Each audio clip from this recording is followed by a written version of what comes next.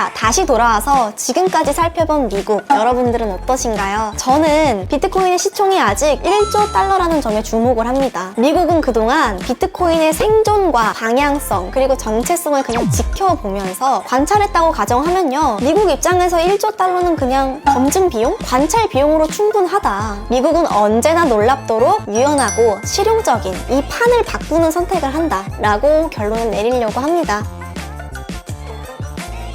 안녕하세요 여러분, 폴라리스 유진입니다.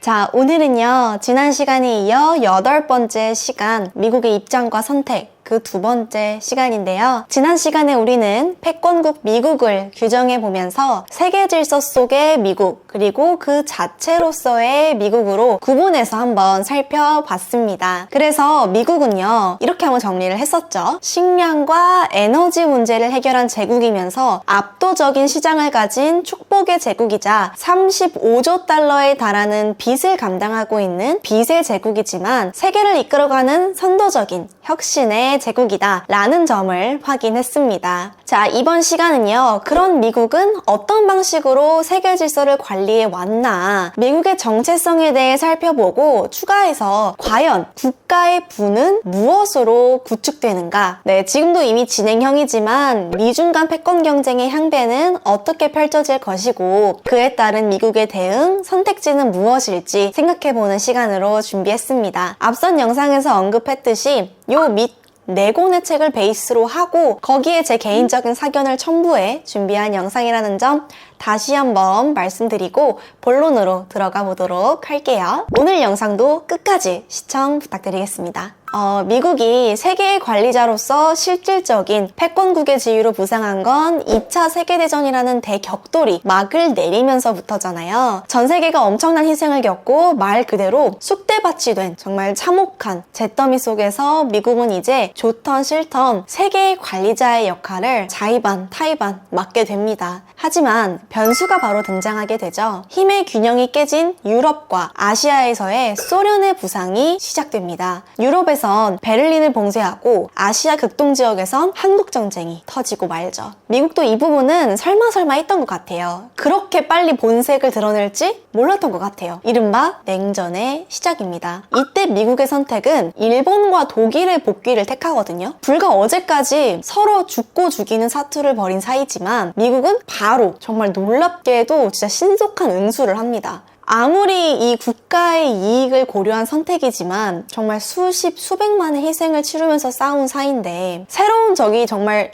부상하자마자 바로 태세 전환을 한다는 게 패권 경쟁 앞에서 그런 나이브한 생각은 아무런 의미가 없는 거겠죠. 자, 미국의 선택, 지리적으로도 멀리 떨어져 있는 새로운 강자의 부상을 어제의 원수, 어제의 적들을 다시 회복시켜서 대응하는 선택을 합니다. 정말 유연하고 실용적인 관점이죠. 그리고 이때부터 냉전이 막을 내리는 기간까지 미국은 아이젠하워 대통령이 언급한 군산 복합체, Military Industrial Complex, MIC 시스템을 중심으로 국가 체계를 정비하고 모든 군력을 끌어모아서 소련과의 경쟁으로 돌입합니다. 거기에 더해 베트남 전쟁으로 힘이 빠진 미국은 70년대로 들어서면서 달러의 근태화를 폐기하고요. 사실상의 일방적인 디폴트를 선언합니다. 닉슨 쇼크죠. 자, 그때 당시 이분이 인플레이션 파이터라고 하죠. 이분, 폴 볼커. 당시 미 재무부 국제 재무 담당 국장으로 실무자셨더라고요. 나중에 한 번 더 미국의 연준 의장들 편은 제가 따로 준비해서 영상 업로드 해볼게요. 자, 물론 그 이후 페트로달러로 대응하면서 달러 시스템을 유지하지만 소련과의 지속된 냉전은 힘에 부치는 모습을 노출하게 됩니다. 자, 여기서 미국은 신의 한 수를 두게 되는데요. 바로 아시아의 잠자는 거인, 이념이 다른 공산국가 중국과 손을 잡게 됩니다. 자, 미국의 내부에 정말 엄청난 반대도, 동맹국들도 미국을 강도 높게 비난했거든요. 자, 그럼에도 불구하고 미국은 어떻게 보면 진짜 실용적인, 또 놀라울 정도로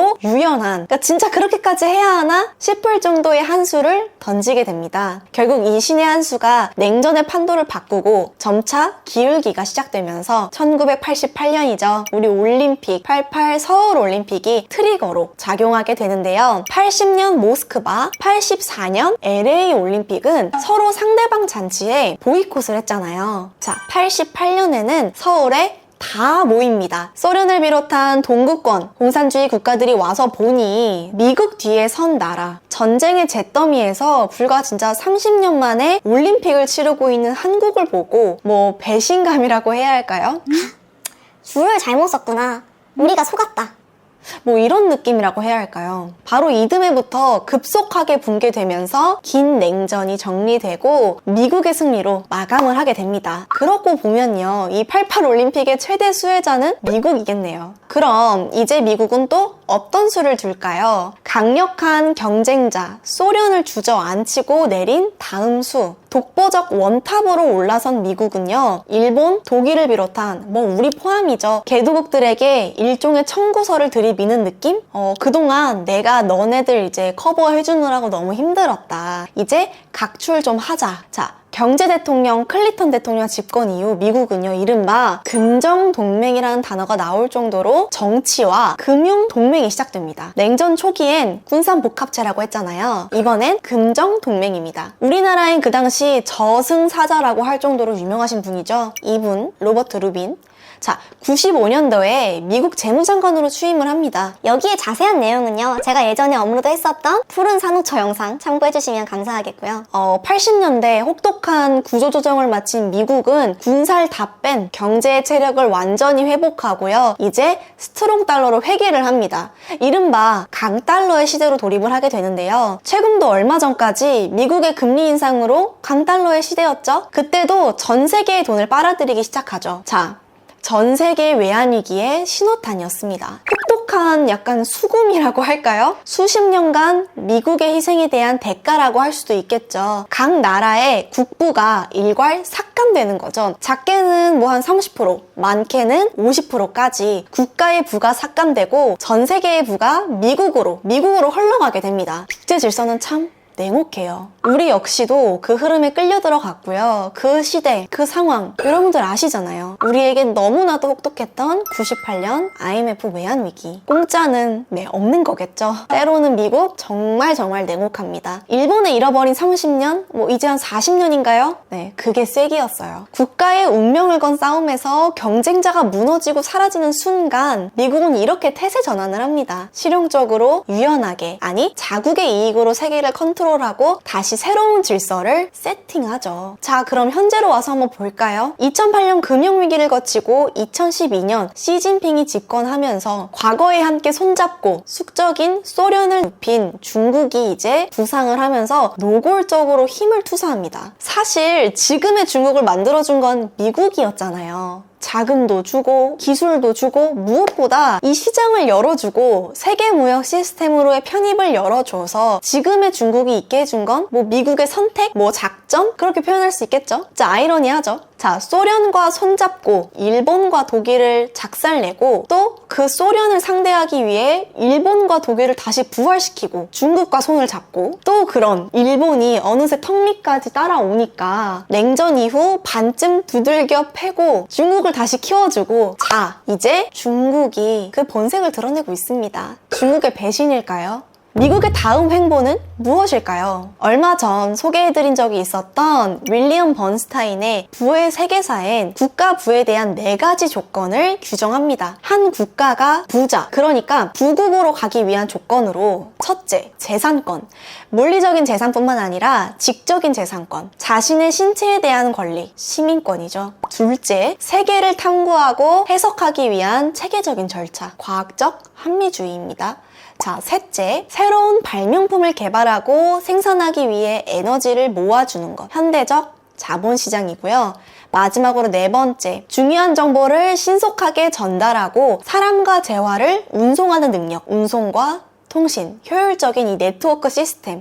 자, 그럼 미중 간의 패권 경쟁의 승자는 어디일까요? 자, 첫 번째는 법입니다. 법. 중국이 개인의 권리와 재산을 보호해 주나요? 인간의 이 뇌의 지적 활동의 결과물을 존중해주고 그 가치를 보호해 주나요? 글쎄요. 둘째는 이 지식과 기술을 향한 체계적인 절차. 자, 여기에 중국의 리더십을 볼 수 있나요?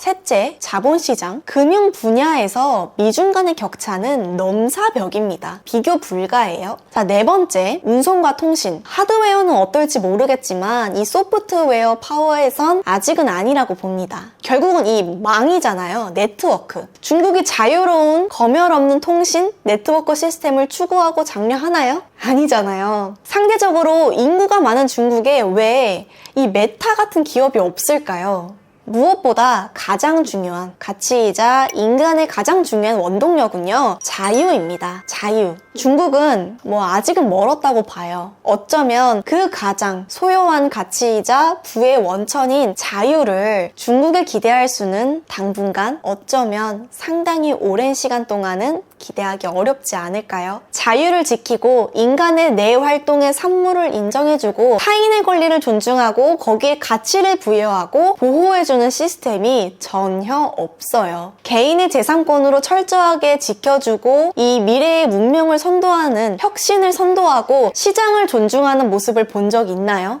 사실 이 점은 우리도 아직 부족합니다. 씁쓸해요. 중국이 비트코인을 두려워하는, 망설이는 이유도 짐작해 볼 수 있습니다. 마치 금단의 열매 같은 존재죠. 이 원리를 여기에 적용을 해보면요. 비트코인은 완벽한 법, 원칙, 약속에 의해 작동을 해요. 금융과 IT의 과학적 산물이잖아요. 자유롭게 사고 팔고 그 스스로가 가치를 입증해왔고 살아남았어요. 그리고 디지털 네트워크로 존재하죠. 윌리엄 번스타인의 이론을만 봐도 비트코인도 그 자체의 정체성, 부의 조건이라는 관점으로 적용해봐도 진짜 영민하고 그 가치가 빛나기까지 합니다. 슈퍼클래스라는 타이틀 전 충분하다고 봐요. 자, 다시 돌아와서 지금까지 살펴본 미국, 여러분들은 어떠신가요? 미국은요, 잔인하고 무서울 정도로 유연하고 실용적입니다. 35조 달러의 부채와 중국과의 이 패권 경쟁을 마주한 미국, 한편으론 IT 최강국이자 금융 패권을 가진 미국, 식량뿐만 아니라 이 에너지까지 확보한 미국, 수많은 국내의 문제들에 불구하고요, 혁신의 혁신을 거듭하고 있는 미국, 여기에 엄청난, 아니 압도적인 시장을 가진 진짜 신이 주신 축복의 미국. 자, 미국의 다음 선택은 과연 무엇일까요? 이제 한번 결론으로 가보겠습니다. 지금까지 오신 분들 너무너무 감사해요. 자, 이번 대선에서 미국의 차기 대통령이 누가 되더라도 미국은 이제 노골적으로 고립주의로 돌아가려고 하고요. 힘에 붙이는 달러 시스템을 수정, 보완하려 그 방안을 찾으려고 하겠죠. 비트코인은 미국에 과연 어떤 존재일까요? 저는 비트코인의 시총이 아직 1조 달러라는 점에 주목을 합니다. 미국은 그동안 비트코인의 생존과 방향성 그리고 정체성을 그냥 지켜보면서 관찰했다고 가정하면요. 미국 입장에서 1조 달러는 그냥 검증 비용? 관찰 비용으로 충분하다. 이제 선택과 채택, 아니 배팅의 단계가 임박하지 않았나. 거의 티핑 포인트에 도달한 느낌? 네. 아마도 미국은요, 이 미국이 직면한 부채 문제, 그리고 중국과의 결전을 앞두고 미국을 더 강하고 위대하게 구도조정을 하기 위한 촉매제로 본인들이 가장 압도적인 경쟁력을 가진 IT와 금융이 결합된 이 슈퍼클래스 비트코인을 채택하고 품어 안을 것이다. 지난 15년간의 검증 관찰이 이제 막바지에 도달하고 있고 그 1차 사전 포석이 올 초 비트코인 현물 ETF의 승인이다. 이 사건은 우리 경제사, 금융사에서 정말 획기적인 사건으로 전환점으로 기록될 것이다 라고 결론을 내릴 수 있어 보입니다. 자, 촬영 시점 기준으로요, 비트코인 현물 ETF로의 순유입액이 200억 달러를 돌파했다는 소식이 들려왔어요. 금 ETF가 5년 걸린 걸 우리 슈퍼클래스 비트코인은 불과 9개월 만에 주파를 한 거죠. 이제 또 하나의 자산 클래스의 입지를 분명하게 구축해가고 있음을 입증하는 뉴스예요. 그리고 마지막 결론, 비트코인의 시총 1조 달러는 오로지 제 개인적인 관점이지만 미국의 경제 규모, 부채 규모, 또 전반적인 입장을 고려해보면 아쉽지 않은, 그냥 받아들일 만한 실험, 관찰, 테스트 비용이다. 미국은 언제나 놀랍도록 유연하고 실용적인 이 판을 바꾸는 선택을 한다 라고 결론을 내리려고 합니다. 여러분들은 어떻게 생각하시나요? 여러분들의 소중한 의견 기다리도록 하겠습니다. 단 매너 있는 모습 기대할게요. 다음 시간에는요, 비트코인의 실제 투자 사례와 유용한 효율적인 투자 방법, 그리고 운명과도 같은 변동성에 대해서 이야기해 볼 거고요. 끝으로 비트코인의 미래, 그리고 우리의 금융혁신에 대해 이야기하는 시간 만들어 보도록 할게요. 최종 10편까지 이 박제된 영상 나중에 시간이 지난 이후 저 또한 다시 돌아보고 복귀해야겠죠. 영상 끝까지 항상 보시는 분들 너무너무 감사드립니다. 지금까지 폴라리스 유진이었고요. 구독과 좋아요 부탁드리겠습니다. 여러분들 다음에 봐요. 안녕.